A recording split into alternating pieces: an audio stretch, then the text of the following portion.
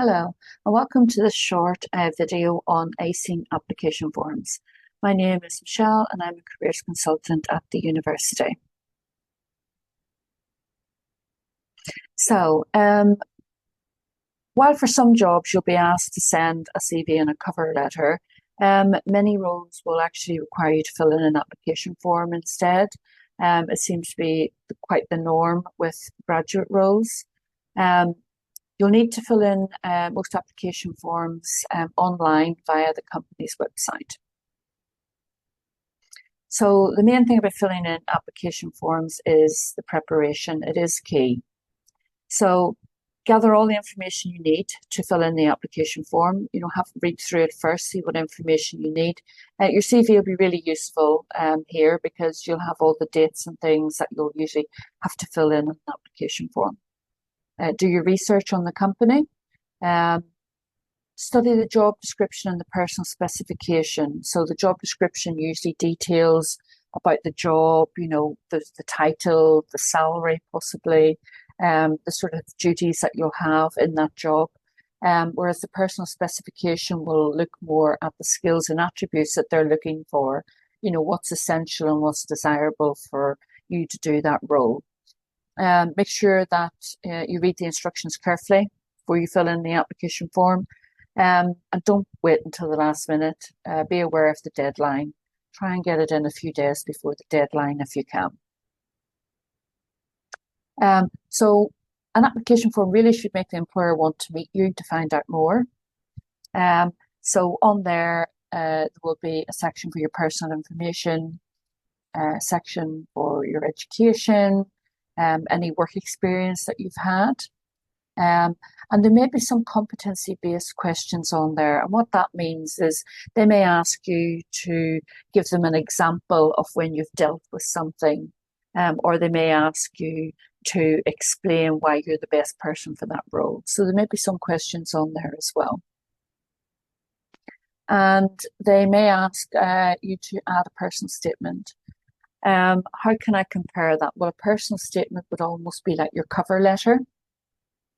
So whereas the competency-based questions will be just maybe a set of some questions asking you about scenarios of how you've dealt with things. Remember your transferable skills when you're answering those. The personal statement is going to be really, why are you suitable for this role? Why do you want to work for us? What are you going to bring to this role? How do you meet our essential criteria? So there's no one set way an application form is worded, but it's really important that you fill every section out, okay? If they ask you a question that's not applicable to you, then put an A in the box. So it's really important that you read it carefully. Some people like to type their answers into a Word document first and then copy and paste them into an application form. Some application forms might time out. And then you could lose it. So it's a good idea to type your answers into onto a Word document, and then you can copy and paste those into the application form when you're happy with your answers. So some really important top tips. So don't be afraid to sell yourself. This is you applying for a role. You want to show that you are motivated to do this job, and that means we have to sell ourselves. Demonstrate your passion for the job and the company. Talk about some things that stand out to you. Maybe what makes them stand out above their competitors. Consider the skills that the employer wants and include experience that's relevant to the job that you're applying for.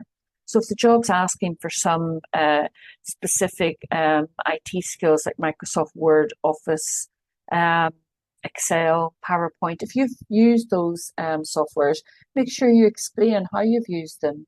Maybe you created a presentation on PowerPoint to present as part of an assignment, or maybe you've used Excel when you've collected data to do something. So it doesn't always have to be work experience, these examples. It could be university, volunteering, any of those things.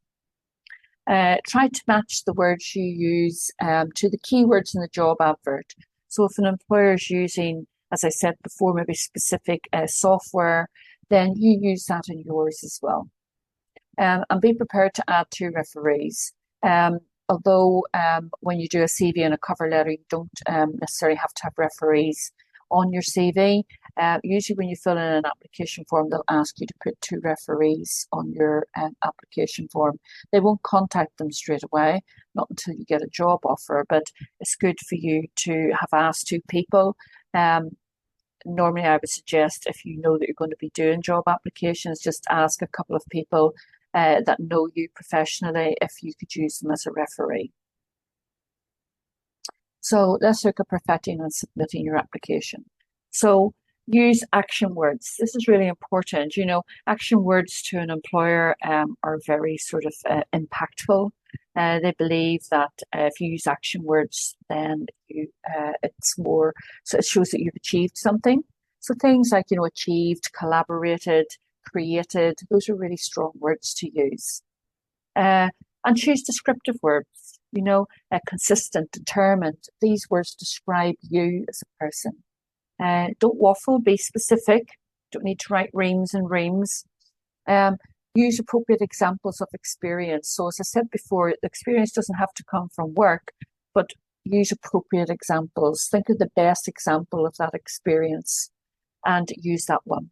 Make sure your grammar and spelling are correct, always really important. Proofread it. And as I said before, type your answers into a Word document first. At least that way you can check them. Double check the word count if there is one. So sometimes they'll say to you, write a personal statement, and they'll give you maybe 3,000 word count or a character count. So make sure you check that. That's also a good time to use Word because you can check the words, the word count or the character count on a Word document. And if you can, save as you go. It isn't always an option, but if it does give you that option, just save every time you do something, a particular section of it. It's a good idea to print and read it before you submit it if you can. It's also handy if you get to an interview stage to just go over what you've done in your application form. If you don't want to do that, you could always maybe screenshot it or do something like that. And attach any requested documents before submitting. So sometimes they may want a copy of a document or some, you know, maybe a copy of a certificate or something like that. So make sure that you, again, read the instructions carefully. A bit of personal information. You may be asked to provide some personal details. Quite a lot of application forms have an equal opportunities form at the last page. It's really kept confidential. It's solely just for monitoring the employer's commitment to equality and diversity. It won't be seen by anyone that's going to be involved in the recruitment or the selection process. So it's usually equality and diversity related information, really for their own statistics. So employers do receive hundreds of applications per job. And if they've chosen yours on to the next step, you should feel really proud of yourself. It's always really good to get to the next step, and that's a real big achievement in its own right. So what may happen next? Well, depending on the job you're going for, you may have to do some psychometric tests, maybe verbal reasoning or some numerical type test, depending on the role that you're going for. You may have a telephone or a video interview. That's maybe sometimes the route that they'll go down. Or you may end up in an assessment centre where you go usually for a day with lots of other candidates and do activities and various, maybe an interview and things like that. But the employer should be very clear about what the next stage is. But, you know, we all get rejected. We all have been rejected. And, you know, we all experience it. And it could be from the application form stage or from the interview stage. If there's only one job going and there's 30 or 40 applicants, you know, say, for example, 39 of those are going to get a rejection at some stage. So what can you do with the rejection? Well, email the company within a week of the rejection and ask them, you know, politely thank them, sorry, for their time. You know, it's still good to show professionalism. You know, then when you do that, ask them for some feedback. It's always good for your own growth to get feedback. And inquire about what you did, you know, inquire about what you did. Yeah, what you did well, and maybe find out where your application fell down. So if you have any questions on application forms, feel free to visit us at the Career Zone. It's on the ground floor of Pool House on Talbot campus. Or alternatively, email us at careers@bournemouth.ac.uk. Thanks for listening today.